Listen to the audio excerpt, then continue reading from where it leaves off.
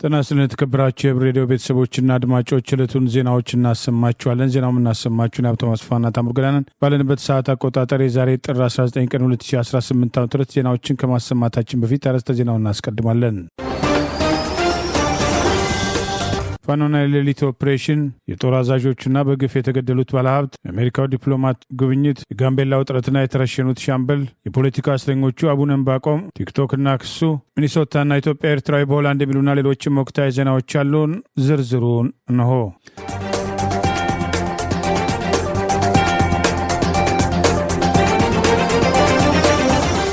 በቡሬ ከህዝባቸው በተቃራኒ ተሰልፈው በባንዳነት አገዛዙን ሲያገለግሉ የነበሩና ህዝብ ሲያስገድሉና ሲያሳደዱ የነበሩ አንድ ያገዛዙ ወታደራዊ መኮንንና ሁለት ባንዳ ፖሊሶች ላይ እርምጃ ምሽቱን መወሰዱን የሚጠቅስ መረጃ ወጥቷል። የአማራ ፋኖ ብሔራዊ ንቅናቄ ትግሉን አስታኮ ለመገናኛ ብዙሃን፣ ማህበራዊ አንቂዎች፣ ተቋማት የአሰራር ስነ ስርዓት አቅጣጫ ያለውን ይፋ አድርገዋል።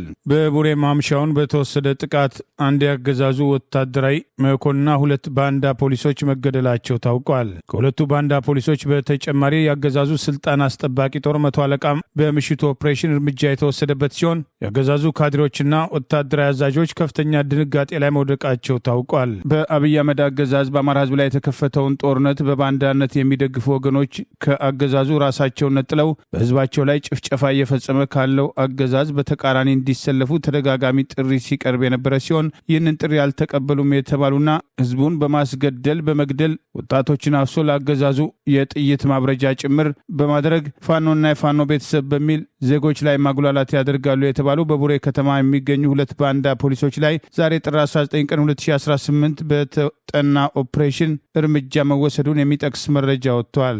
በህዝብ ላይ ጦርነት ከከፈተው አገዛዝ ጎን የተሰለፉ ከድርጊታቸው ተቆጥበው ፋኖን እንዲቀላቀሉ በተደጋጋሚ ጥሪ ሲቀር መቆየቱ አይዘነጋም። ይህ በእንዲህ እንዳለ የአማራ ፋኖ ብሔራዊ ንቅናቄ የህዝብ ግንኙነት መምሪያ ዛሬ ጥር 19 ቀን 2018 ዓ.ም ይፋ ባደረገው መረጃ የአማራን የህልውና ትግል ለሚደግፉ የሚዲያ ተቋማትና ባለሙያዎች ጊዜያዊ አሰራር ስነ ስርዓት አቅጣጫ ይፋ አድርጓል። ላለፉት 3 ዓመታት መሬት ላይ ያለው ትግል በአንድ ወጥ ድርጅት ያልታቀፈ ሆኖ መቆየቱ የትግሉ ደጋፊ ሚዲያዎች በተለያዩ ፍረጃና መካሰስ ውስጥ እንዲቆዩ ምክንያት መሆኑን የጠቀሰው መግለጫ በተለይ ቡድናዊ አሰላለፍ፣ ልዩ ፍላጎትና የጥቅም ትስስር እንዲሁም ሌሎች ችግሮች ባለመሻገሩ ምክንያት ሚዲያዎችን ባላቸው አቅም ልክ ገንቢ ሚና እንዳይጫወቱ አድርጓል ሲል ጠቅሷል። ጥር 9 ቀን 2018 በይፋ የተመሰረተው የአማራ ፋኖ ብሔራዊ ንቅናቄ አታጋይ ድርጅት የትግሉ ደጋፊ ሚዲያ አካላትን በድርጅቱ አሰራር መርህ መሰረት መደገፍና የመምራት ኃላፊነት መወጣት እንደሚኖርበት የጠቀሰው የመግለጫ አማራ ፋኖ ብሔራዊ ንቅናቄ በሚመራው የአማራ ህዝብ የህልውና ትግል በሚዲያ የትግል አግባብ በህዝብ ግንኙነትና ፕሮፓጋንዳ እንዲሁም ፖለቲካል አክቲቪዝም ዘርፍ የምትሳተፉ የሚዲያ ባለቤቶችና ባለሙያዎች የሆናችሁ አካላት ልትከተሉት ይገባል ያላቸውን አሰራሮች ይፋ አድርጓል። ድርጅቱ አምኖ ኃላፊነት ለሰጣቸው አመራሮች ላይ አሉታዊ ዘመቻ በአስቸኳይ እንዲቆም እንዲሁም አንድን አመራር በተለየ መንገድ ማወደስና ለትግሉ ከሌላው የተለየ አስተዋጽኦ እንዳለው አድርጎ ፕሮፓጋንዳ ለመስራት የአፋብን አመራሮች ያከናወኑትን የይቅርታ መድረክ በሚዲያው ዘርፍ ያሉ የይቅርታ መድረክ እንዲፈጥሩ ማድረግና የውስጥ መጠላለፉን በማስወገድ መሬት ላይ አንድ ወገን አንድ ጠላት የሚለውን በተግባር በማከናወን የአብይ አህመድ አገዛዝ ላይ ብቻ ማነጣጠር እንደሚገባም ጥሪ አቅርበዋል። በዚህ ህልውና ትግል ውስጥ የድርጅቱን መርህ የማያከብሩ የሚዲያ አካላት ካሉ በአግባቡ መታገል ይገባል ያለው የመግለጫ ከዲሞክራሲያዊ መተጋገል አግባብ ውጭ ሆነው ከድርጅት መስመርና መርህ በመጻረር የሚቆሙትን ድርጅቱ በሚሰጠው አቅጣጫ መሰረት ጠላትነታቸውን በህዝቡ ዘንድ እንዲታወቅ ያደርጋል ሲል ጠቅሷል። ትግሉን መደገፍ በድርጅት የትግል መስመር ገብቶ መታገል ግድ የሚል መሆኑን በመረዳት የሚዲያ ባለቤትና ባለሙያዎች የድርጅት አሰራርን በማክበር ከጣልቃ ገብነት በመራቅ የራስን ሚና ለይቶ አውቆ በዚያ መስመር መሰለፍ እንደሚገባ የጠቀሰው መግለጫ ድርጅቱ ይጠቅማሉ የሚባሉ ገንቢ ሀሳቦችን ድርጅቱ ከሚዲያ ባለሙያዎች ጋር በሚገናኝባቸው መድረኮች ለውይይት ማቅረብና መሟገት እንደሚቻልም ይጠቅሳል። በድርጅቱ ውሳኔና ብያኔ ሊሰጥባቸው የሚገቡ ጉዳዮችን ወደ አደባባይ አለማውጣትና በዘመቻ ተጽዕኖ አለማድረግ እንዲሁም ውሳኔና ብያኔ ባገኙ ጉዳዮች ላይ ያልተገባ ጩኸት በማሰማት በሰራዊትና በህዝብ ውስጥ ጥርጣሬ ያለመፍጠርን በግዴታ ያስቀመጠው ይኸው መግለጫ እነዚህና መሰል መርሆችን የኤዲቶሪያል ፖሊሲያቸው አካል በማድረግ ትግሉና ድርጅታችሁን በመርህ በመደገፍ የድርጅቱን ውሳኔ አክብሮ መስራት ከእናንተ የሚጠበቅ ኃላፊነት ነው ሲል ጥሪ አቅርበዋል። የአማራ ፋኖ ብሔራዊ ንቅናቄ በቀጣይ የሚዲያ ትግል አግባብ፣ አሰራር፣ ተግባር፣ ኃላፊነትን በሚመለከት ግልጽ መመሪያ እንደሚያወጣ የጠቀሰ ሲሆን ይህ አሰራር ስነ ስርዓት ጊዜያዊ አቅጣጫ በሁሉም የድርጅት ደጋፊ ሚዲያና ባለሙያዎች እንዲተገበር እናሳስባለን ሲል ዛሬ ጥር 19 ቀን 2018 ባወጣው በዚሁ መግለጫ አስታውቋል። መነሻቸውን ግብጽ ካይሮ አድርገው ኢትዮጵያን፣ ኬንያንና ጅቡቲን ለመጎብኘት ወደ አፍሪካ የመጡት የአሜሪካው ምክትል የውጭ ጉዳይ ሚኒስትር ክሪስቶፈር ላንዶ የአሜሪካ ሰራዊት የአፍሪካ እዝ አዛዥ ጀነራል ዳግፊን አንደርሰን የኢትዮጵያ አየር ኃይል ያዘጋጀውን ዓለም አቀፍ የኤግዚቢሽን ኤክስፖም ጎበኙ።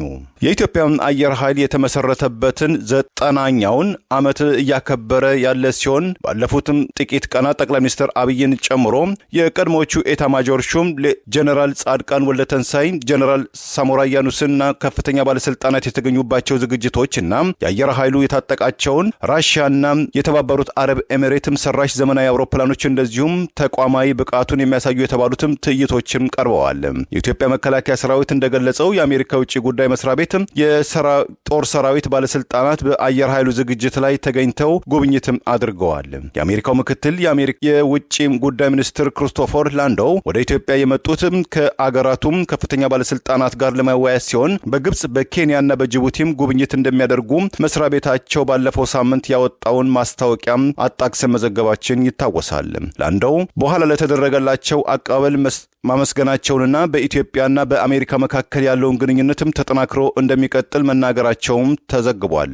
የአሜሪካ ሰራዊት የአፍሪካ እዝ አዛዥ ጀነራል ዳግፊን አንደርሰን ቀደም ሲል ወደ ኢትዮጵያ መጥተው ከጠቅላይ ሚኒስትር አብይ አህመድና ከከፍተኛ ባለስልጣናቶቻቸው ጋር ንግግር ያደረጉ ሲሆን ለቀጠናው ሰላም በተለይ እንደ አልሸባብና አይሲስ ያሉ ሽብርተኞችን ለመከላከልና ለመደምሰስ በጋራ እንሰራለን ማለታቸውም ተመልክቷል።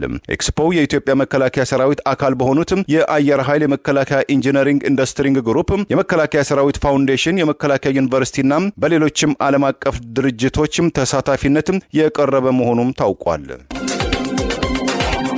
የአማራ ፋኖ ብሔራዊ ንቅናቄ ምስራቅ አማራ ቀጠና ምኒልክ ዕዝ በሰሜን ወሎ አስተዳደር ዞን ግዳን ወረዳ መናገሻ ሙጃ ማርያም ወጣቱ ባለሀብት በአገዛዙ ስልጣን አስጠባቂ ወታደሮች ትዕዛዝ መረሸኑን ገለጸ። የአማራ ፋኖ ብሔራዊ ንቅናቄ አፋብን ምስራቅ አማራ ቀጠና ምኒልክ ዕዝ ዛሬ ጥር 19 ቀን 2018 ይፋ እንዳደረገው በሰሜን ወሎ ዞን አስተዳደር ግዳን ወረዳ መናገሻ ሙጃ ማርያም ነዋሪ የሆኑት ወጣት ባለሀብት አራጋው ሲሳይ ባለመኔው ብልጽግና ሰራዊት አመራሮች ጥር 17 ቀን 2018 ዓ.ም ከምሽቱ 2 ሰዓት ላይ በግፍና በአሰቃቂ ሁኔታ ግድያ ተፈጽሞባቸዋል ሲል አስታውቋል። በግዳን ወረዳ ብልጽግና አመራሮችና በአብይ አገዛዝ ስልጣን አስጠባቂ ወራሪ ሰራዊት አዛዦች የጦስ ዶሮ የሆነው ወጣቱ ባለሀብት በተሸረበበት ሴራ 5 ሚሊዮን ብር ለአብይ አህመድ ወንበር አስጠባቂ መከላከያ አመራሮች የሀብት ማከማቻ እንዲከፍል ባይከፍል እንደሚገድሉት የነገሩት ሲሆን ካሶኒ ተሽከርካሪውን ሸጦ የተጠየቀውን የከፈለ ቢሆንም የፋኖ ደጋፊ ስለሆነ መረሸን አለበት በሚል ውሳኔ ባለመኔው አገዛዝ ወታደራዊ አዛዦች ትዕዛዝ መረሸኑንም ይኸው መረጃ ገልጿል። ይህን እንግዲህ ያስተባበሩና የውሳኔ አካል የሆኑት እንዳለው አባቴ ግዳን ወረዳ ሚሊሻ ጽሕፈት ቤት ኃላፊ አማኑኤል አያሌው፣ የወረዳው ዋና አስተዳዳሪ ሰማኝ ባዩ፣ ሰላምና ጸጥታ ኃላፊ ሙጃ ከተማ የሚገኝ ያገዛዙ ስልጣን አስጠባቂ መከላከያ ሰራዊት አዛዥ ሲሆኑ በቀጥታ በጀነራል አሰፋ ቸኮል ትዕዛዝ ከዚህ በፊት እያንዳንዳቸው 1.5 ሚሊዮን ብር እንዲከፍሉና ካልከፈሉ እንደሚረሸኑ ተነግሯቸው የጠየቁትን ከከፈሉ በኋላ ወጣቱን ባለሀብት እንዲረሸንና አፈጻጸሙን እንዲያስተባብሩ የተሰየሙት ባንዳ አማራዎች መሆናቸውን የውስጥ መረጃዎች አሳውቀዋል በማለት ምኒልክ ዕዝ ባወጣው በዚሁ መረጃ ገልጸዋል። የወረዳው አስተዳዳሪ አቶ አማኑኤል አያሌው በመራው የመንግስት ሰራተኞች መድረክ ላይ መንግስት አገልጋዩን ሰብስበው ሰሞኑን የሚረሸን ሰው አለ በማለት የተናገረ ሲሆን በተናገረ 2 ቀን ባልሞላ ውስጥ ወጣቱን ባለሀብት 5 ያገዛዙ ስልጣን አስጠባቂ ወታደሮች ከትናንት በስቲያ ጥር 17 ቀን 2018 ምሽት 2 ሰዓት ላይ ደፈጣ ይዘው በ5 ክላሽንኮቭ ጥይት በሳስተው ከገደሉት በኋላ ለሌሎች ትምህርት ይሆናል በማለት እጅና እግሩን በሳንጃ በመቆራረጥ እንዲሁም ብልቱን በመቁረጥ ህዝቡን ለማሸማቀቅ ተጨማሪ ጭካኔ እርምጃ መውሰዳቸውን ይኸው መረጃ ገልጿል። ህዝቡ በዚህ ድርጊት ማዘኑና ከአብራኩ በወጡ ባንዳ ልጆች እየታረደ እየተሳደደ እየተደፈረ ሀብት ንብረቱን እየተዘረፈ መሆኑን በመረዳቱ ከፍተኛ ሀዘን ውስጥ መግባቱን መፍትሄ የአማራ ህዝብ የህልውና ተጋድሎን አጠናክሮ መቀጠል ነው ሲል የላስታ ጀነራል አሳምነው ጽጌ ኮር ህዝብ ግንኙነት ኃላፊ ፋኖ መምህር ቢሆነኝ ቢበይን መናገሩን የአማራ ፋኖ ብሔራዊ ንቅናቄ አፋብን ምስራቅ አማራ ቀጠና ምኒልክ ዕዝ ዛሬ ጥር 19 ቀን 2018 ባወጣው በዚሁ መረጃ አስታውቋል። የኢትዮጵያ ፌዴራል አቃቢ ሕግ በ2 ቢሊዮን ብር በላይ ዝውውርና በሰው መነገድ ወንጀል ተሳትፈዋል ባላቸው 28 ግለሰቦች ላይ ክስ መመስረቱን አስታወቀ። የፌዴራሉ አቃቢ ሕግ 1800 የሚሆኑ ሰዎችን በህገወጥ መንገድ በማዛወር በከባድ የሰው ልጅ መነገድና በህገወጥ የገንዘብ ዝውውር ወንጀል ተሳትፈዋል ባላቸው 28 ተከሳሾች ላይ በፌዴራል ከፍተኛ ፍርድ ቤት ልደታ ምድብ ወንጀል ችሎት ክስ መመስረቱን ፍትህ ሚኒስቴር አስታወቀ። ተከሳሾቹም የተደራጀ የወንጀል ቡድን በመመስረት ሰዎችን በሊቢያ በኩል ወደ አውሮፓ ለማሸጋገር በማታለል እጅግ አሳቃቂ ለሆነ እንግልትና ዝርፊያም ዳርገዋቸዋልም ብለዋል።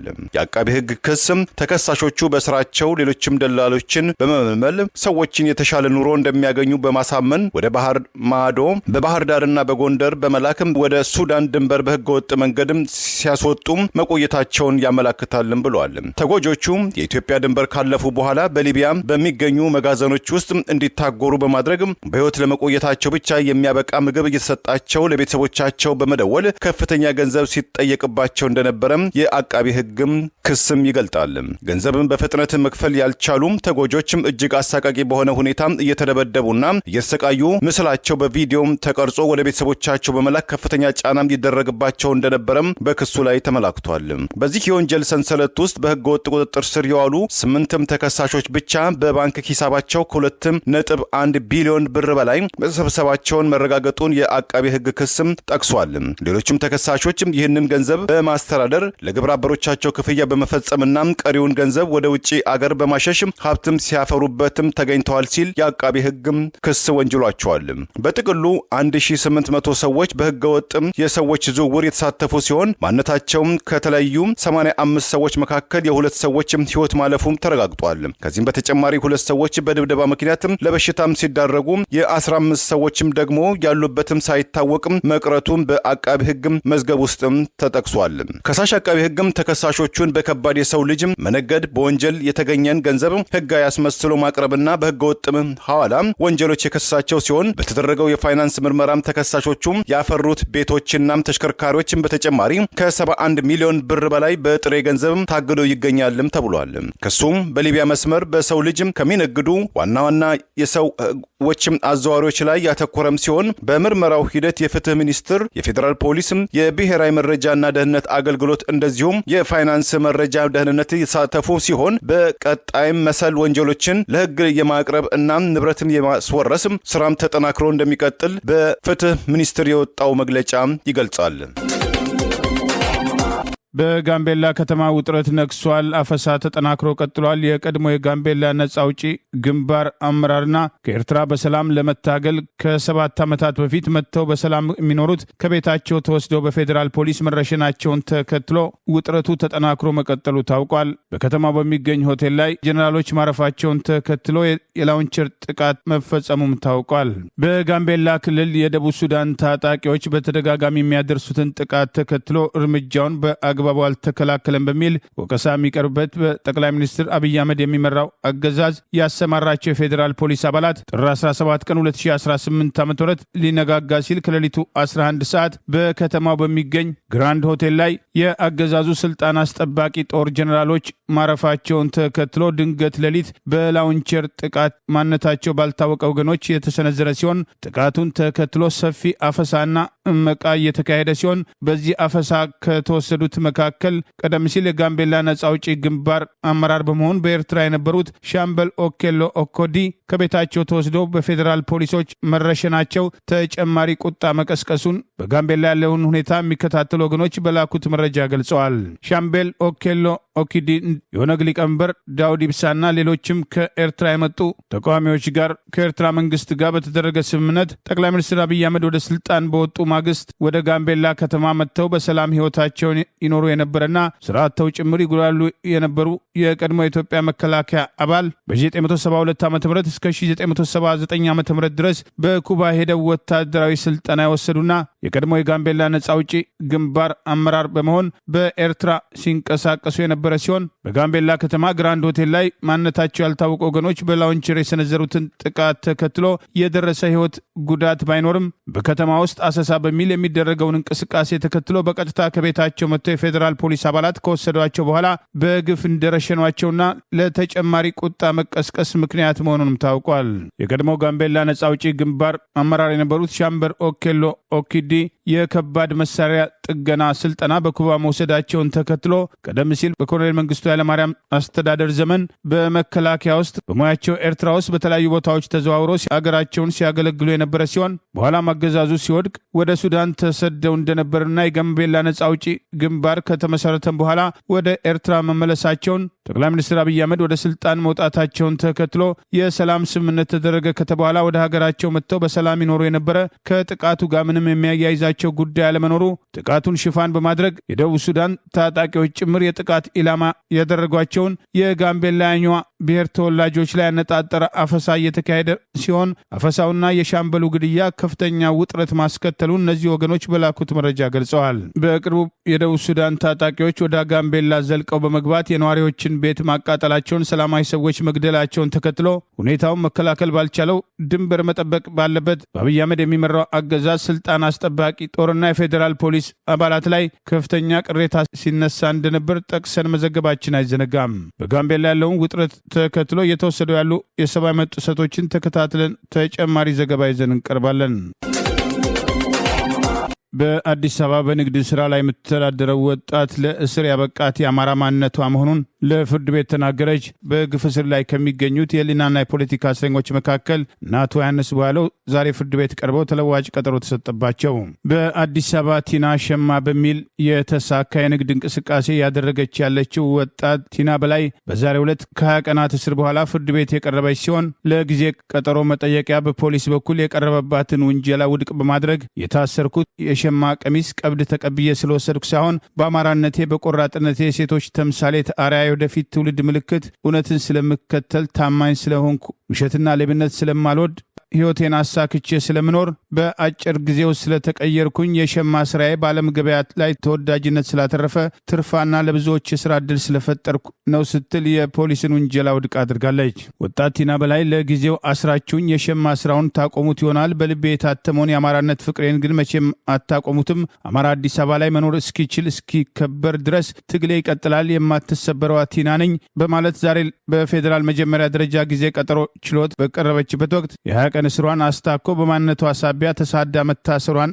በመግለጽ የፖሊስን ውንጀላ ውድቅ ማድረጓን የፍርድ ቤት ሂደቱን የተከታተሉ ወገኖች ገልጸው ፍርድ ቤቱ ተጨማሪ ተለዋጭ ቀጠሮ መስጠቱን ይኸው መረጃ ይጠቅሳል። ወጣት ቲና በላይ በአማራ ሕዝብ ላይ ይፋ ጦርነት ከመታወጁ በፊት በባህር ዳር ከተማ ከወጣቶች ጋር አደባባይ ላይ ወጥታ በሰላማዊ መንገድ ተቃውሞ ማቅረቧን ተከትሎ በከተማው ታስራል። በጊዜው መፈታቷ የሚታወስ ሲሆን በማህበራዊ ሚዲያ ላይ የሸማ ስራዋን በማስተዋወቅ በንግድ እንቅስቃሴ ላይ ተሳትፋ በአዲስ አበባ የራሷን ሱቅ ከፍታ አገልግሎት ስትሰጥ የቆየች ሲሆን ከታሰረች በኋላ ያገዛዙ ማህበራዊ ሚዲያ አፈቀላጤዎች ከዚህ ቀደም ከነዘመነ ካሴ እና አስረስ ጋር ግንኙነት አላት በሚል መታሰሯን አግባብ እንደሆነ አድርገው ለማቅረብ ሲሞክሩ ተስተውለዋል። ይህ በእንዲህ እንዳለ ያለመከሰስ መብታቸው ሳይነሳ በግፍ እስር ላይ የሚገኙት የምክር ቤት አባላትን ጨምሮ በአቶ ዮሐንስ ቧያለው መዝገብ በአገዛዙ የፈጠራ ሽብር ክስ የተከሰሱ ዛሬ ፍርድ ቤት ቀርበው ተለዋጭ ቀጠሮ እንደተሰጠባቸው አውሎክሰን አንድነት ዘግበዋል። በአማራ ማንነታቸው ሳቢያ በግፍ እስር ላይ ከሚገኙ በመቶ ከሚቆጠሩ የፖለቲካና የህሊና እስረኞች መካከል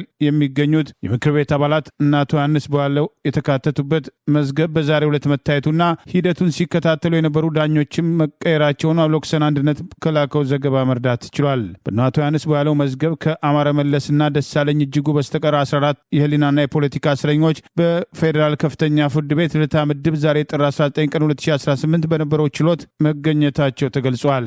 ተከሳሽ አማረ መለሰ በአዋሽ አርባና በፌዴራል ፖሊስ ወንጀል ምርመራ ቢሮ ከምርመራ ጋር በተያያዘ በደረሰበት ግፍና በደል የአእምሮ ህመም አጋጥሞት በአማኑኤል ሕክምና እየተከታተለ ስለሚገኝ ዛሬን ጨምሮ ለበርካታ ወራት ፍርድ ቤት አለመገኘቱን በዚሁ ዘገባ ጠቁመዋል። ተከሳሽ ደሳለኝ እጅጉም ከአልባሳት ጋር በተያያዘ ከማረሚያ ቤቱ ጋር በተፈጠረ አለመግባባት በችሎት ሳይገኝ የቀረ ሲሆን ዛሬ ጥር 19 ቀን 2018 በነበረው በዚሁ ችሎት በአቶ ዮሐንስ ቧያለው መዝገብ የተከሰሱ የፖለቲካና የህሊና እስረኞች በቀደመ ቀጠሯቸው መሰረት የሰነድ ማስረጃ አስተያየት በጽሁፍ ማቅረባቸው ታውቋል። የምክር ቤት አባላቱ ያለመከሰስ መብታቸው ከመነሳቱ በፊት ሊከሰሱ እንደማይገባ በመግለጽ መብታቸው ተነስቶ ከሆነም ህጉን በጠበቀ መልኩ ስለመነሳቱ መነሳቱ ፍርድ ቤት ሆነ ተከሳሽ በቃለ ጉባኤ ጭምር ተረጋግጦ ሊያውቁት እንደሚገባ በመጥቀስ ማስረጃ ይሰጣቸው ዘንድ ፍርድ ቤቱ ትዕዛዝ እንዲሰጥ የጠየቁ ሲሆን በስልክ ጠለፋ ተገኘ የተባለው የድምፅ ሪኮርድ በህጋዊ መልኩ በፍርድ ቤት በኩል ሂደቱን ጠብቆ የተከናወነ ስለመሆኑ የክሱና የክርክር መዝገቡ እንዲመጣልን በማለት ትዕዛዝ ጠይቀዋል። አቃቤ ህግ ማስረጃ መጠየቃቸውን የተቃወመ ሲሆን ፍርድ ቤቱ በተከሳሾች በኩል የቀረበው አቤቱታዎችና የመብት ጥያቄዎችን መርምሮ ብይን ለመስጠት በሚል ለጥር 28 ቀን 2018 ተለዋጭ ቀጠሮ መስጠቱን አውሎክሰን አንድነት ከላከው ዘገባ መረዳት ይቻላል። በኢትዮጵያ ኦርቶዶክስ ተዋሕዶ ቤተክርስቲያን የቅዱስ ሲኖዶስ አባልና በደቡብ ኦሞ ሀገረ ስብከትም ሊቀ ጳጳስ የነበሩት ብፁዕ አቡነ ዕንባቆም ከዚህ ዓለም ድካም አረፉ። በብዙዎች ዘንድም እጅግ ሩህሩህ ደግም ሁሉን ወዳድና አዘወትሮም ጸሎተኛ መሆናቸው የሚነገርላቸው ብፁዕ አቡነ ዕንባቆም በሐዋርያዊ ተልኳቸው በርካታ ነፍሳትን ወደ ኢትዮጵያ ኦርቶዶክስ ተዋሕዶ ቤተክርስቲያን እንዲመጡ በቤተክርስቲያኒቱ ውስጥም ያሉትን በእምነታቸው እንዲጸኑ ማድረጋቸውን በቅርበት የሚያውቋቸው ይመሰክራሉ። የብፁዕ አቡነ ዕንባቆም ዜና እረፍትን ተከትሎ በኢትዮጵያ ኦርቶዶክስ ተዋሕዶ ቤተክርስቲያን የደቡብና ምዕራብ አፍሪካ ሀገረ ስብከት ሊቀ ጳጳስ አባ ሄኖክ በማህበራዊ ትስስር ገጻቸው እንዳጋሩትም በእስራኤል ኢየሩሳሌም በሚገኙ የኢትዮጵያ ኦርቶዶክስ ተዋሕዶ ቤተክርስቲያን ንብረት የሆኑትም ገዳማትም ጨምሮ በደቡብ ኦሞ ሀገረ ስብከትና በተለያዩ አገልግሎቶችም የብፁዕ አቡነ ዕንባቆም ሐዋርያዊ አገልግሎትም ብፁዕነታቸው በሕይወታቸው ዘመን ራሳቸውን ለጌታ ኢየሱስ ክርስቶስ ሰጥተው በሕይወት ኖረው የክርስቶስ መሆናቸውን ያስተማሩን ሲሆን ዛሬም በእረፍታቸው የክርስቶስ መሆናቸውን መመልከትም ይቻላልም ብለዋል።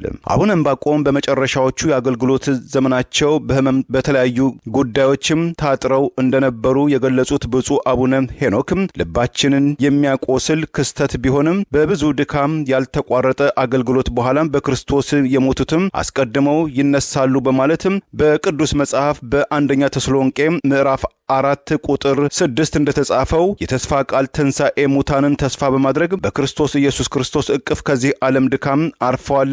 ለመላው የቅዱስም ሲኖዶስ አባላትም በኢየሩሳሌም ገዳማት ለሚኖሩ አባቶችና እናቶችም ለምዕመናንና ምዕመናናትም እንደዚሁም ለብፁዕነታቸው ወዳጅም ዘመዶቻቸው ሁሉ መጽናናትን እንመኛለን። የብፁዕነታቸው በረከታቸው አይለየን በማለትም ሐዘናቸውን ገልጠዋል። በደብረ ሊባኖስ ገዳም ተማሪ ሳሉ ደቀ መዝሙር ተክለ ሐዋርያትም እየተባሉ ይጠሩ የነበሩት ብፁዕ አቡነ ዕንባቆም በጣም የተረጋጉ ምክር አዋቂ ማህበረሰባቸውን የሚወዱና ቅድሚያ ለበጎቻቸው ይሰጡ የነበሩ ታላቅ አባት መሆናቸውን በቅርበት የሚያውቋቸው በጽሑፍና በምስል አስደግፈው ዘክረዋቸዋል። የአማራ ማህበራት ግብረ ኃይል በዩኬ የአማራ ፋኖ ብሔራዊ ንቅናቄ ምስረታን በመደገፍ በውጭ ያለነውም በአንድ ላይ ቆመናል በማለት ለህዝቡ ተጨማሪ ጥሪ አድርገዋል። የአማራ ማህበራት ግብረ ኃይል በዩኬ በአማራ ፋኖ ብሔራዊ ንቅናቄ ምስረታ አስታኮ ባወጡት መግለጫ የፋኖ ሰራዊት የአማራ ህዝብና የአማራ ህዝብ ወዳጆች ላቀረቡት ተደጋጋሚ ጥያቄ መልስ የሚሆን አንድ አታጋይ ድርጅት መመስረቱን በመጥቀስ የአፋብን መመስረት ለአማራ ማህበራት ግብረ ኃይል በዩኬ ታላቅ የድል ብስራት መሆኑን ጭምር ጠቅሰዋል። ይህ ድርጅት ምስረታ እንደ ተራ የድርጅት ምስረታ ሳይሆን የጠላቶቻችን ዋነኛ መሳሪያ የሆነውን የመከፋፈል ደዌ ድል የተደረገበት ታላቅ ክስተት እንደሆነ እናምናለን ያለው መግለጫ ይህ አንድነት ለአማራ ህዝብና ለአገር እጣ ፈንታ ሲባል ልዩነቶችን አጥብበው ለጋራ ዓላማ መስራት ያስተማራችሁበት ብቻ ሳይሆን አማራ ላይ ጨርስ አይጀምርም የሚለውን የአባቶቻችንን ብሂል በተግባር ያረጋገጣችሁበት ኩነት ነው ሲል ገልጿል። የአማራ ማህበራት በዩኬ ጠላት ውስብስብ ሴራና የሰርጎ ገቦችን ረጃጅም እጆች ቆርጣችሁ በመራር መስዋዕትነት ላመጣችሁት አንድነት ትልቅ አክብሮትና ምስጋና እናቀርባለን በማለት ከአማራ ፋኖ ብሔራዊ ንቅናቄ ጋር በቅንጅት ለመስራት ያላቸውን ቁርጠኝነት አረጋግጠዋል። የእናንተን ድርጅታዊ ድርሻ ተወጥታችሁ ቀሪውን ኃላፊነት ለእኛ ሰጥታችኋል በማለት የአማራ ማህበራት በዩኬ ድጋፋቸውን አስከትለው የበኩላቸውን ጥሪ አድርገዋል። በእንግሊዝ ሀገር ለሚኖሩ የአማራ ተወላጆች በሙሉ እኛ በዩኬ የምንገኝ የአማራ ማህበራት የወንድሞቻችንን ፈለግ በመከተል በጋራ እየሰራን በመሆኑና ጊዜው ዳር ቆሞ መመልከትን የማይፈልግ በመሆኑ በየአካባቢው ያሉ የአማራ ማህበራትን በመቀላቀል ለህልውና ትግሉ ተገቢውን ድጋፍ እንድታደርጉ ጥሪ እናቀርባለን ብለዋል። በአውሮፓ ለሚገኙ የአማራ ማህበራት በሙሉ አንድ ግብረ ኃይል በአውሮፓ ካሉ የአማራ ማህበራት ጋር በጋራ ለመስራት ዝግጁ መሆናችን እየገለጽን በዚሁም በጋራ እንስራ በማለት ጥሪ አቅርበዋል። በዓለም ዙሪያ ላላቸው የአማራ ማህበራት በዩኬ የምንገኝ ማህበራት በዓለም አቀፍ የአማራ ማህበራት ህብረት ስር ሆነን እየሰራን በመሆኑ ሁሉም ማህበራት ወጥ የሆነ የተቋማዊ አሰራር ስርዓት እንዲዘረጋና ሚዲያና መላው ህዝባችንን በማስተባበር የህልውና ትግሉ የጀርባ አጥንት በመሆን ይህንን ታሪካዊና ፈታኝ ጊዜ በጋራ እንድንሻገር ጥሪ እናቀርባለን ብለዋል። የአማራ ማህበራት በዩኬ የአማራ ፋኖ ብሔራዊ ንቅናቄ አፋብን የአማራ ህዝብን መጻኢ ዕድል የሚወስን እንደመሆኑ የጠላት አይኖች ሁሉ የሚያርፉበት ከቻሉም በረጃጅም የጠላት እጆች ካልቻሉም በውሸት ፕሮፓጋንዳ በማደናገር ትኩረቱን ለማሳጣት የሚደረግ እንቅስቃሴ እንደሚኖር ተረድተን ድርጅታችን የአማራ ፋኖ ብሔራዊ ንቅናቄና አመራሮች ተገቢ ድጋፍ እንዲደረግ እንጠይቃለን በማለት የአማራ ማህበራት ግብረ ኃይል በዩኬ ባወጣው በዚሁ መግለጫ ጠቅሷል። በሰሜን አሜሪካ የአማራ ህብረት ፋናን ጨምሮ በጀርመን የአማራ ማህበራት ስብስብ ዓለም አቀፍ የአማራ ህብረትን ጨምሮ የተለያዩ አደረጃጀቶች ድጋፋቸውን በተከታታይ ሲገልጹ መቆየታቸው አይዘነጋም። ቻይና ሰራሹ የማህበራዊ ትስስር ገጽ ቲክቶክ ለሱስና ለድባቴ እንደዚሁም ራሴን ለመግደል እንድነሳሳም ዳርጎኛል በማለትም የከሰሰችው ወጣትም ዛሬ ከቲክቶክ ኩባንያ ጋር ስምምነት ማድረሷም ታወቀ። በአሜሪካው ካሊፎርኒያ ግዛት የምትኖር KGM በተባለ ምህጻረ ቃል እንድትጠራ የጠየቀችው የ19 ዓመቷ ወጣትም የቲክቶክ ተጠቃሚ በጠበቆቿም አማካኝነት ላቀረበችው ክስም ከልጅነት ዕድሜዋ ጀምሮ በቲክቶክም ፕላትፎርም አማካኝነት ከመጠቀሟን ባሻገር ለድባቴም ለሱስና ራሷን እስከ ማጥፋት የደረሰ እርምጃ እንድትወስድ የተገፋፋች መሆኗን የቲክቶክ አፕም ዳርጎኛል በማለትም ቲክቶክን በተጠያቂነት ከሳለች። የበርካታ ወጣቶችን ህይወትም ድባቅ ውስጥ ይከታል ተብሎ እየተጠለጠለ የሚገኘው ቲክቶክ ላይ ክስ ያቀረበችውን KGM ጠበቃ የሆኑት ጆሴፍ ቫንዴት ዛሬ ማክሰኞ በመርህ ረገድ ደንበኛቸው KGM ከቲክቶክ ጋር ተስማምታለች። በቲክቶክ ላይ ተመሳይ ወደ 100 የሚጠጉ ክሶችም ቀርበውበታል። ወጣቷ KGM ከቲክቶክ ባሻገር በዩቲዩብ በሜታ ወይም በፌስቡክ እንደዚሁም በስናፕ ላይ ክስ መስርታ ከስናፕ ጋር ባለፈው ጥር ወይም በፈረንጆቹ ጃንዋሪ 20 ክሱን በስምምነት ለማቋረጥ መስማማቷን ጠበቃ መናገራቸውን ሮይተርስ የዜና አገልግሎትም ዘግቧል። በወጣቶች አይምሮን ጉዳት ያስከትላል፣ ለሱስ ይዳርጋል ተብሎ በአሜሪካው ካሊፎርኒያ ግዛትም ታሪካዊ የተባለም ክስ የቀረበበት ቲክቶክ ከወጣቷም ከሳሹ ጋር ተደረሰ ስለተባለው ዜናም ለጊዜው አስተያየት ባይሰጥም የሜታ ኩባንያ ባለቤት የሆነው ቱጃሩ ማርክ ዞምበርግ በቀጣዩ ሳምንትስ ይካሄዳል ተብሎ የፍርድ ቤት ውሎም ከችሎት ፊትም ቀርቦ ምላሽም ይሰጣልም ተብሎ የተጠበቀ ሲሆን የማህበራዊ ትስስሮችም ህፃናትን ለሱስ ይዳርጋሉ የሚለው ክስም በአሜሪካ ታሪክ በዚህ ዓመት ከቀረቡት በርካታ ክሶች መካከል ዋነኛ ተጠቃሽ ነውም ተብሏል። ቻይና ሰራሹ ቲክቶክ በኢትዮጵያን ጨምሮ በዓለማችን ላይ በወር ወደ 2 ቢሊዮን የሚቆጠሩ ንቁ ተጠቃሚዎች ያሉት ሲሆን ይህ ማህበራዊ ትስስርን በመጠቀም ራሳቸው ማህበረሰባቸውን የሚያንጹ በርካታ ወገኖች የመኖራቸውን ያህል በተቃራኒው ቀላል የማይባሉ ብሔርን፣ ሃይማኖትን፣ ማንነትን፣ አብሮነትን የሚያውኩም ተጠቃሚዎችም እንደ አሸን እየፈሉ መምጣታቸውን የተመለከቱ ኧረ በህግ አምላክ የሚሉም ቅሬታዎች በስፋት መሰማታቸውም ተስተውሏል። 17 የዲሞክራቲክ ፓርቲ የኮንግረስ አባላት ፕሬዚዳንት ዶናልድ ትራምፕ የሀገር ውስጥ ጉዳይ ኃላፊዋን ክሪስቲና ኖምን ከስልጣን እንዲያነሱ ይህን ካላደረጉ ምክር ቤቱ እርምጃ እንዲወስድ ህግ አርቅቀው እየተንቀሳቀሱ ነው። ሚኒሶታ የአምባገነኖች ጀርባ የመስበሪያ ትምህርት ቤት ናት በማለት ትውልደ ኢትዮጵያ የህግ ባለሙያ ገለጸ። በሚኒሶታ ሚኒያፖሊስ አሌክስ ፕሪቲን ጨምሮ ለሁለት ሰዎች ህይወት መጥፋት የሆነውን የኢሚግሬሽን ዘመቻ በመቃወም 17 የዲሞክራቲክ ፓርቲ የኮንግረስ አባላት የፕሬዚዳንት ዶናልድ ትራምፕ የኢሚግሬሽን ዘመቻን የምትመራውን የአገር ውስጥ ጉዳይ ኃላፊዋ ክሪስቲና ኖምን ከስልጣን እንዲያነሱ ፕሬዚዳንቱን የጠየቁ ሲሆን ፕሬዚዳንቱ እርምጃውን የማይወስዱ ከሆነ ምክር ቤቱ እርምጃ እንዲወስድ ህግ አርቅቀው እየተንቀሳቀሱ ይገኛል። ተጨማሪ የምክር ቤት አባላት እንዲቀላቀሏቸው ጥሪ አቅርበዋል። ፕሬዚዳንት ዶናልድ ትራምፕ በአይዋ ለፖለቲካ ቅስቀሳ ለመሄድ በተነሱበት ወቅት ባለስልጣኗን ያነሷት እንደው ዛሬ ተጠይቀው በሰጡት ምላሽ እንደማያደርጉት የገለጹ ሲሆን ተጨማሪ ውዝግብ የተነሳበት የድንበር ጉዳይ ጠባቂ ኃላፊው ከስልጣን መነሳቱን በሚኒሶታ በግድያው የተሳተፉ የፌዴራል ጸጥታ አባላት ለፍርድ እንዲቀርቡ ምርመራ እንዲቀጥል ጥሪ የቀረበ ይገኛል። በዚያው ሚኒሶታ የሚገኘው ትውልደ ኢትዮጵያዊ ህግ ባለሙያ ሙሉዓለም ጌታቸው ሚኒሶታ የአምባገነኖች ጀርባ የመስበሪያ ትምህርት ቤት ነው ማለት ኢትዮጵያን ከሂደቱ ሰላማዊ ትግል ያለውን ሚናና ዋጋ ሊረዱ እንደሚገባም ገልጿል።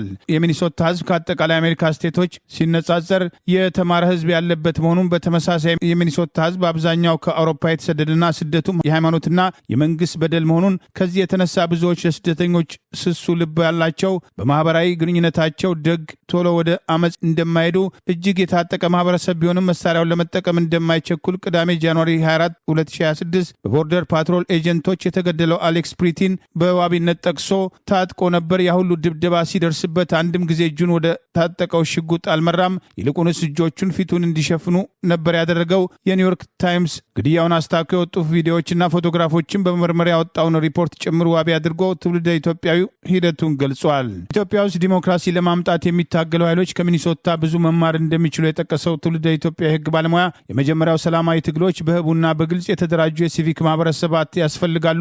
ሰላማዊ ትግል እንደ ጠመንጃ ትግል አይደለም። የሰላማዊ ትግል መሪዎቹ የተማሩ የሰከኑና ስትራቴጂ አዋቂዎች መሆን አለባቸው። ሰላማዊ ትግል እንደ ጠመንጃ ትግል የሰውን ስሜት አይደለም ለማሸነፍ የሚጥረው የሰውን ልብ እንጂ ቀስ ብሎ የሚፈላ ግን የማይቀለበስ ማዕበል መፍጠር ይችላል። ሰላማዊ ትግል ሁሉን ነገር ለማሸነፍ የሚጣርበት አይደለም። ሁልጊዜ የተረጋጋ ዘላቂና ሁሉን አሳታፊ ሀገር ለመፍጠር የሚያስብ ነው መሆን ያለበት። ለዚህ ነው ለድርድር ሁልጊዜ ክፍት መሆን ያለበት በማለት በሚኒሶታ አገረ ገዢውም ሆነ የከተማው ከንቲባ ከፕሬዚዳንት ትራምፕ ጋር ለማውራት ሁልጊዜ ክፍት መሆናቸውን ይጠይቁም እንደነበር። ምክንያቱም ግቡ ጠቅል አሸናፊነት አይደለም፣ ፍላጎታቸው ላይ እንጂ ስሜታቸው ላይ አያተኩሩም። ይህን ማድረግ የሚችሉት እጅግ የሰከኑ መሪዎች ብቻ ናቸው። ብዛት ያለው ማህበረሰብ ደግሞ ስለ መብት የተማረና ያወቀ ሲሆን መሪዎቹ በዚህ ትግል ያግዛል በማለት በሚኒሶታ የተደረገው የመብት ማስከበር እንቅስቃሴና የኢሚግሬሽን ዘመቻውን ተከትሎ የተፈጸሙ ህገወጥ ተግባራትን መቃወም ሌሎች ግዛቶችም ተመሳሳይ ትምህርት ለመውሰድ እየተንቀሳቀሱ መሆኑን ጭምር ገልጸዋል።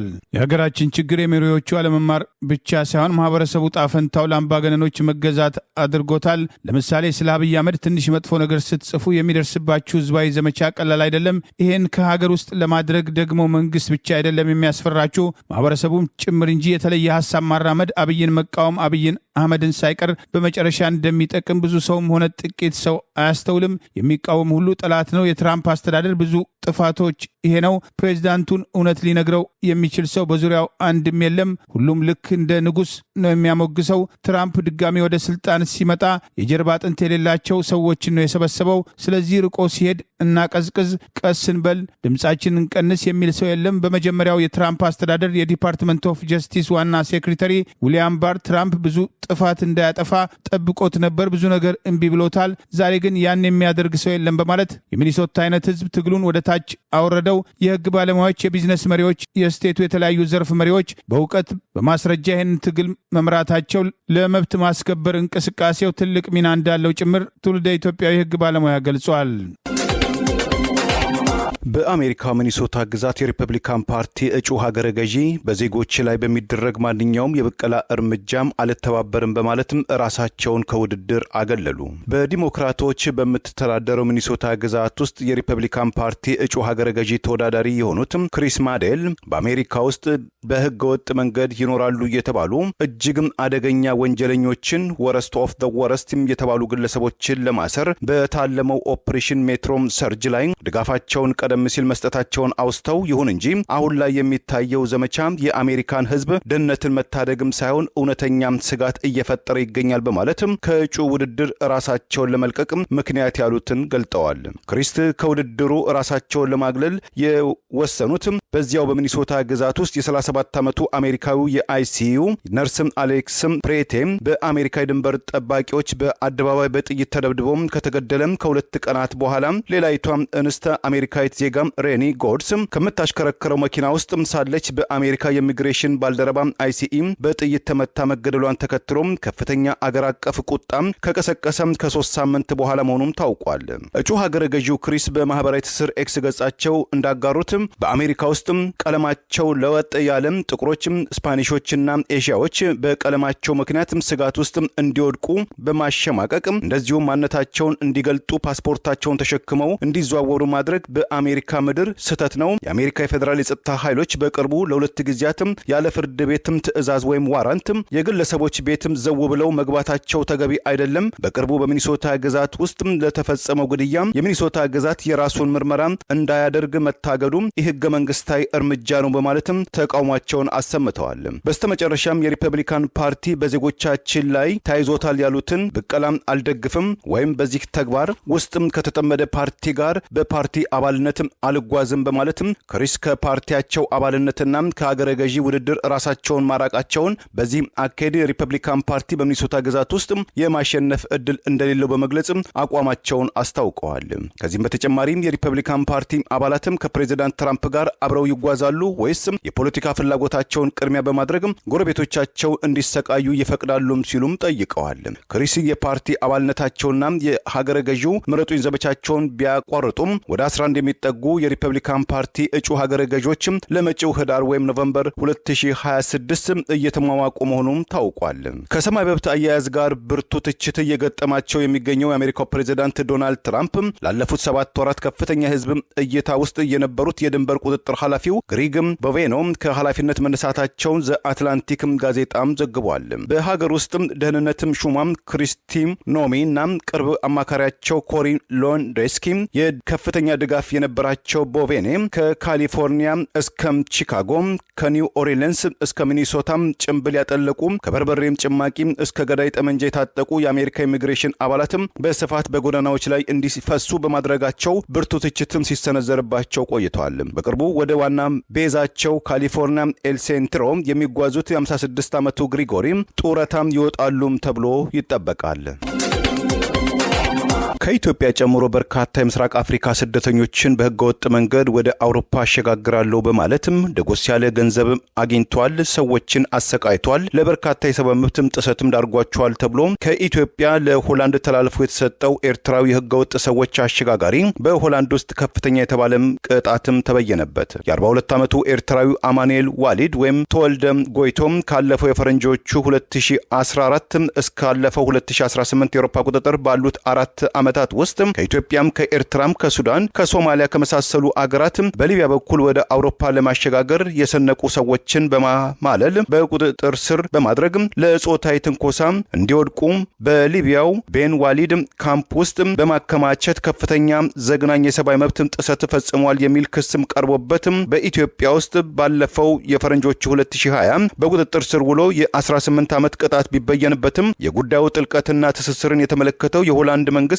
ተጠርጣሪው አማኑኤልን ወደ ሆላንድ ተጉዞ ለፍርድ እንዲቀርብ ባቀረበው ጥሪ ባለፈው ጥቅምት 2022 ለተጨማሪ ፍርድ እንዲቀርብ ወደ ሆላንድ መጠረዙን መዘገባችን አይዘነጋም። በሆላንድ የሚገኙ የተጎጂዎች ቤተሰቦችን ክስ የመሰረቱበት ተወልደ ጎይቶም ወይም አማኑኤል ዋሊድ ዛሬ በዋለው የፍርድ ቤት ውሎ የአገሪቱ አቃቤ ሕግ ቀደም ሲል በጠየቀበት ከፍተኛ የእስራት ጣሪያ የ20 ዓመት ጽኑ እስራትም ተበይኖበታል። ቀደም ሲል በተካሄደው የፍርድ ቤት ውሎ የስም ተመሳይነት እንጂ እኔ ከደሙ ንጹህ ነኝ የሚል መከራከሪያ ያቀረበው አማኑኤል ጉዳዩን የተመለከቱት የዓለም አቀፍ የወንጀል ኤክስፐርት ሎጂ ፕሮስፔሪ ለዲደብሊው በሰጡት አስተያየት አንድ የአውሮፓ አገር ማለትም ሆላንድ በሊቢያ ውስጥ ወንጀል ሰርቷል ተብሎ የተጠረጠረ ቀንደኛን ግለሰብ በመፋረድ ረገድ ሆላንድ የመጀመሪያው የአውሮፓ አገር ሆናለች። ሆላንድ ከድንበሯ ውጪ ያለ ወንጀለኛን በመመልከት ልዩ አገር ያደርጋታልም ብለዋል። ለገንዘብ ሲባል የሰዎችን ሕይወት አደጋ ላይ ጥሏል የሚል ወቀሳም የቀረበበት አማኑኤል በተፈረደበት የ20 ዓመት ጽኑ እስራት ዙሪያ የ2 ሳምንት የይግባኝ ምላሽ እንዲሰጥ ፍርድ ቤቱ እድል ሰጥቶታል። እንደ አማኑኤል ሁሉ በተመሳይ ወንጀል የተጠረጠረው ባለፈው ታህሳስ ወይም በፈረንጆቹ ዲሴምበር 2025 ከተባበሩት አረብ ኤሚሬት ለሆላንድ መንግስት ተላልፎ የተሰጠው ኤርትራዊው ኪዳኔ ዘካሪያስ ሀብተማርያም በቀጣዩ መጋቢት ወይም በፈረንጆቹ ማርች 31 2026 በሆላንድ ውስጥ የመጀመሪያው የፍርድ ውሎ ይጀመራል ተብሎ ይጠበቃል።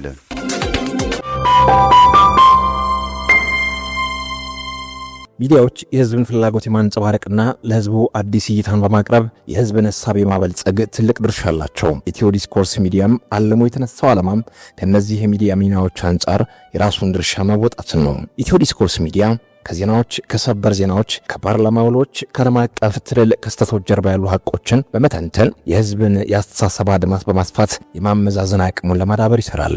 ኢትዮ ዲስኮርስ ሚዲያ ይህን ሲያደርግ ዜና የሆኑ ፖለቲካዊና ማህበራዊ ክስተቶችን ያመጡትን መሰረታዊ እውነታዎች፣ ታሪካዊ ዳራዎችና ፖለቲካዊ ፍላጎቶች በስፋትና በሚዛናዊነት ይተነትናል። ኢትዮ ዲስኮርስ በዚህ ረገድ የራሱን ሚና ለመጫወት ታልሞ የተመሰረተ ሚዲያ ነው።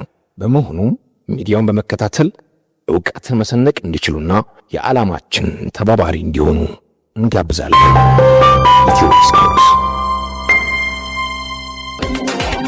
ለዛሬ ያሉን ዜናዎች እነዚህ ናቸው። ዜናውን ስታደምጡ ለቆያችሁ የህብር ሬዲዮ ቤተሰቦችና አድማጮች ምስጋናችን ድረሳችሁ። የህብር ሬዲዮ ኦፊሻል ዩቲዩብ ቻናላችንን ሰብስክራይብ ያላደረጋችሁ ሰብስክራይብ በማድረግ በተጨማሪም የደውል ምልክቱን በመጫን የህብር ሬዲዮ ቤተሰብ እንድትቀላቀሉ በአክብሮት እንጋብዛለን። እንደ ወትሮ ሁሉ የህብር ሬዲዮ ቤተሰቦች ፕሮግራሞቻችንን ላይክ በማድረግ ሼር በማድረግ አስተያየቶቻችሁን በመስጠት አብሮነታችሁን እንድትገልጹ በአክብሮት እንጠይቃለን። በድጋሚ እናመሰግናለን። ጤና ይስጥልን። ቸር እንቆይ።